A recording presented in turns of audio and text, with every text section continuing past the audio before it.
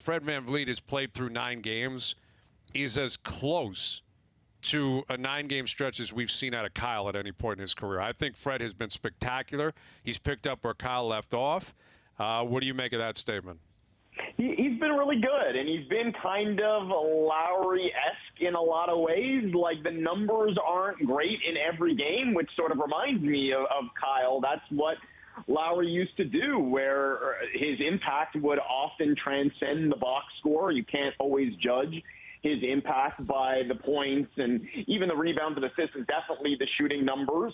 One of the things that I thought, I've been saying this for years, Lowry's so good at is recognizing what's needed from him and when, on a game-to-game basis and even quarter-to-quarter, but like even season-to-season, when you look at the year where Kawhi was here and he realized, okay, I've got to take a back seat here in terms of the offense, I got to defer on the playmaker here, and then years where he has to be more assertive in terms of his offense, and he would do that on any given night too, and that's something I think Fred has really picked up from Kyle over the years, because we've seen that here as well to start the year, is the games where he's been a little bit quieter and deferring and getting other guys going.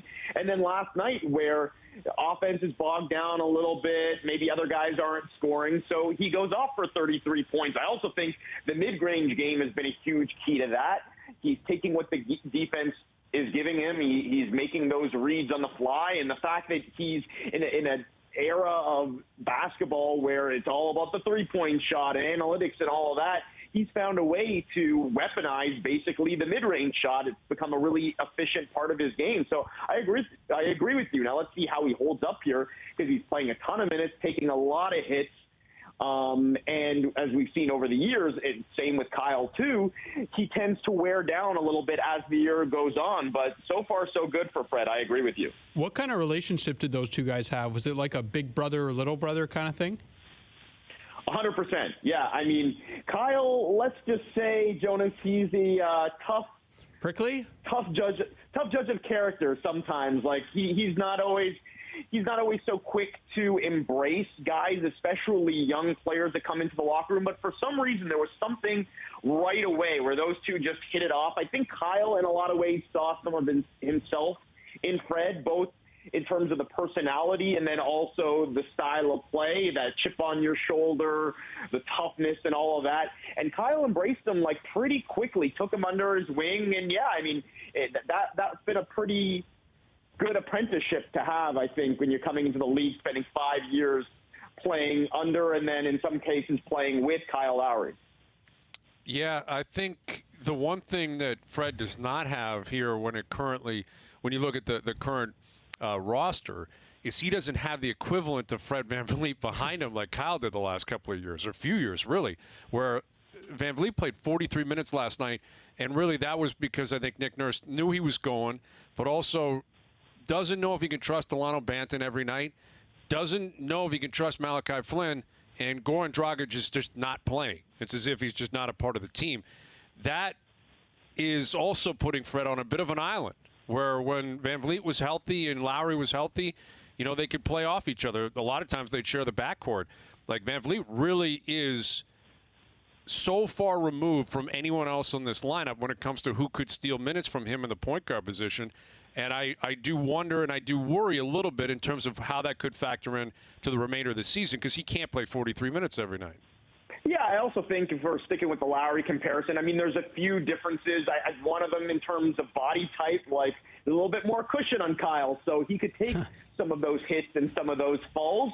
And then I also think he was a little bit better at his stage in the career, at his career, being older, at picking his spots. And as he got older, while he's still diving on the floor and taking the charges and all of that, he would pick his spots a little bit more in terms of attacking the rim. He's become more of a long-range shooter, whereas Fred, like, he's taking a beating every night. You mentioned the minutes, you mentioned the workload on both ends of the floor.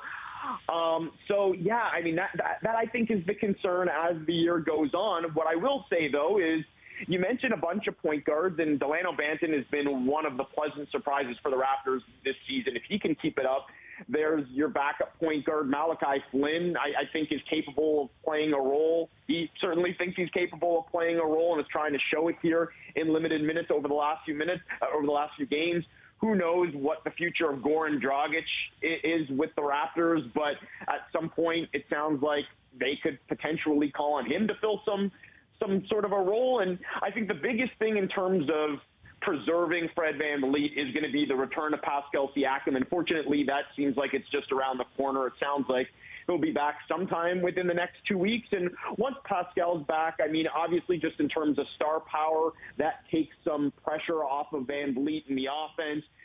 Pascal handles the ball a lot, so even though he's not a traditional point guard, that takes some of the workload from Fred. And then I also think if you're Nick Nurse, you can stagger the minutes a little bit, right? Like right now, they're trying to make sure that one of Anunoby or VanVleet are on the floor most of the time. And I think we'll see that with Siakam and VanVleet too, is that he'll split up their minutes a little bit and hopefully get Fred's minutes down a tad. But I mean, for all these years, we hear it every year, right? With Nick Nurse, with Lowry, it's like, okay, well, we're going to watch his minutes a little bit this year, and he ends up playing 40 plus, 40 plus, 40 plus. I feel like that's going to be the situation with Fred this year and for years to come as well, until they don't have a choice but to. Yeah, exactly.